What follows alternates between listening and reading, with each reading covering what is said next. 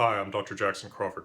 I'm a specialist in the Old Norse language, currently teaching at the University of California, Berkeley, previously at UCLA, and as of August 2017, very happy to be returning home to the Rockies to teach at the University of Colorado, Boulder.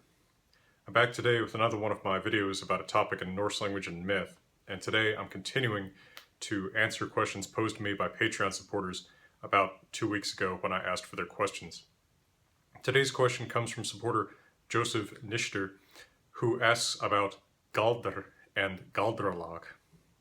I've previously talked about the magic called Seidr in the person of the witch or seeress, who in Old Norse is called Volva.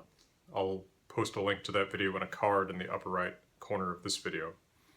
But Galdr is the much more general word for magic, especially magic spells, that is used in Old Norse. Unfortunately, there is essentially nothing in the way of an actual magic spell that survives from the Old Norse period.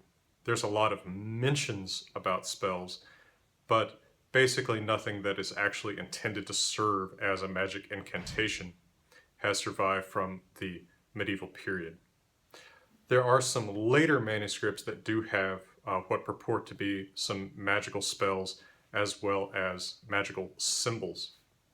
There is, in fact, a book called Galdr and many other allied books preserved from the 1600s from Iceland, which includes a lot of magic symbols. I've put 2 of them on top of this whiteboard here. This one is called Agashjolmur in the book. That means helmet of fear or awe. It is supposed to inspire fear in one's enemies and thus protect you from them. It's interesting that Agashjolmur, that word, is mentioned in a very old medieval poem about the gods and heroes, the poem Fafnismal, which is in the Poetic Edda. If you haven't checked it out, I hope you'll check out my translation of the Poetic Edda. However, it's by no means clear that this magic symbol, called Agashjolmur, from this early modern manuscript, is the same thing as the Agashjolmur mentioned in Fafnismal.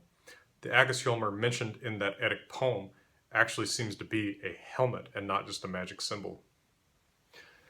Also, many of the magic symbols that we find in Galdr and similar books in the early modern period come from what looks like more of a continental European tradition of black magic in a Christian or anti-Christian context, and not from a pre-Christian Norse pagan context. An example of the kind of magic that we find in those books would be the Nobrokarstavur, which we can render in English as the magic symbol of dead man's pants. This is the magic symbol.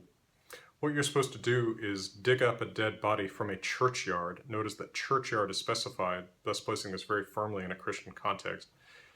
And then skin the legs off of this dead man's body.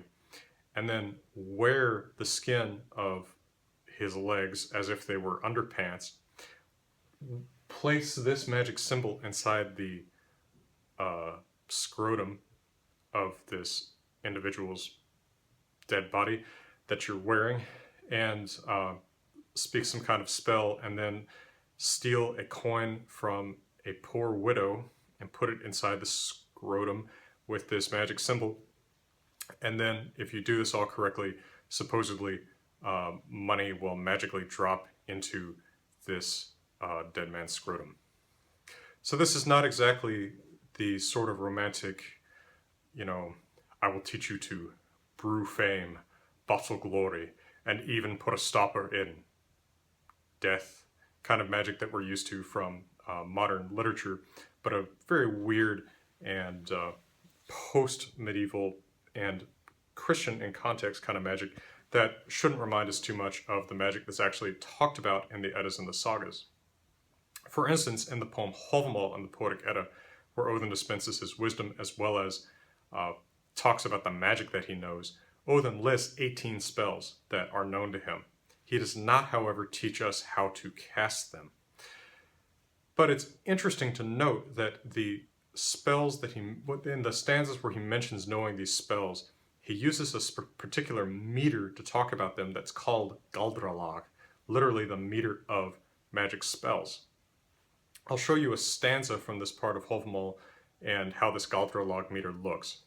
It's possible that Galdralag was actually at some point associated with the saying of magic and not just the talking about magic that would help explain its name. So here's the stanza. I'm going to read this in reconstructed Old Norse pronunciation as I usually do. That kanek it elifta evek skal til orustu leiða langvinni. Onderandir ekkel en þeir með ríki fara, heilir hildar til, heilir hildi fró, koma þeir heilir hvaðan. This chant in particular has been used, as have some other citations from Eddic poems in the TV show Vikings. So this says, I know an 11th spell if I go to battle and lead my friends there. I sing under their shields, I cast a sung spell under their shields, and they go with victory. They go safe to battle, safe from battle, and they come safely away. So again, this isn't the actual spell. He doesn't tell us how to cast under their shields to make them go safe to battle and safe from. He just tells us that he knows how to do it. But he's using this special meter. So Galdralag is a derivative form of another Old Norse Eddic meter called Ljóðahóttur. Ljóðahóttur is what's used in most of Hávamál. So a Galdralag stanza like this is partially a Ljóðahóttur stanza. The first 6 lines can be looked at as Ljóðahóttur. What we've got are a group of 3 lines followed by another group of 3 lines. The first 2 in each group have an alliterating staff with one another. One of the stressed syllables in each one alliterates with the stressed syllable in the other. So we have elifta and orustu. Any vowel alliterates with any other vowel. And we have randir and riki and this pair.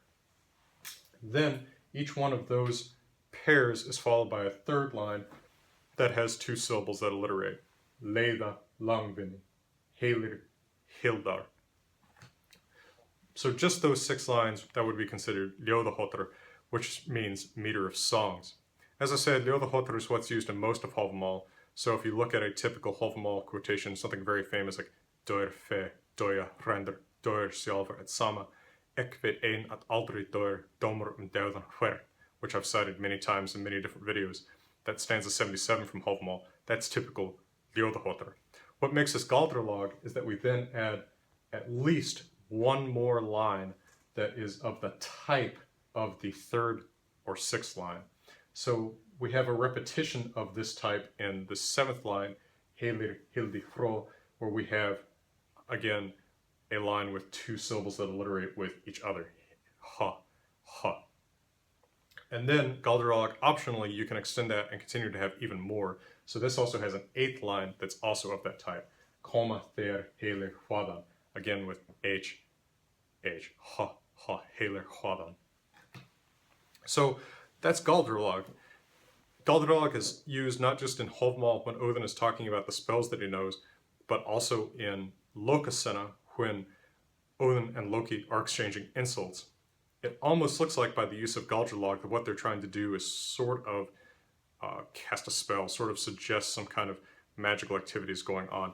We also see Galdralag in the poem For Skirnis or Skirnismál when Skirnir, Fror's messenger, is trying to get Galdr, the giant woman, to come and marry Fror. Outside of these hints about what Galdr is in the Poetic Edda, we see some Galdr talked about in sagas, but it is, again, never actually specified what the magic words that are to be used are. Some Galdr seems to be used for healing purposes. This does seem to be a domain of Galdr magic as opposed to the Seidr magic of the Volva. In the poem Odrun or Grotr, in the Poetic Edda, Odrun, the sister of Gunnar the sister of Atli, who falls in love with Gunnar, is supposed to use some Galdr to heal a woman who is suffering during childbirth. But again, these aren't the spells themselves, they're just descriptions of spells, and the spells that we read about, the Galdr that we read about in books like Galdrbók from the early modern period, can't necessarily be connected with some kind of Viking practice, Just because these books are old from our perspective and they come from Iceland doesn't make them Old Norse, because by the early modern period, Iceland and the rest of Scandinavia were so influenced by continental models of literature, of magic, of poetry, that it's really hard to sort out what actually comes from some kind of native pre-Christian pagan Norse tradition and what is just influenced by European ideas about what, quote, black magic should be. It's not just in Scandinavia that we find grimoires like this of magic spells from this period. They're also found in England, France, and Germany. So again, we shouldn't look at this as some kind of Old Norse thing, even though these spells themselves are, again, from our perspective, sort of old and Norse. It's kind of like how people look at something like Stonehenge just because it's old and in Britain as Celtic, even though Stonehenge is actually much older.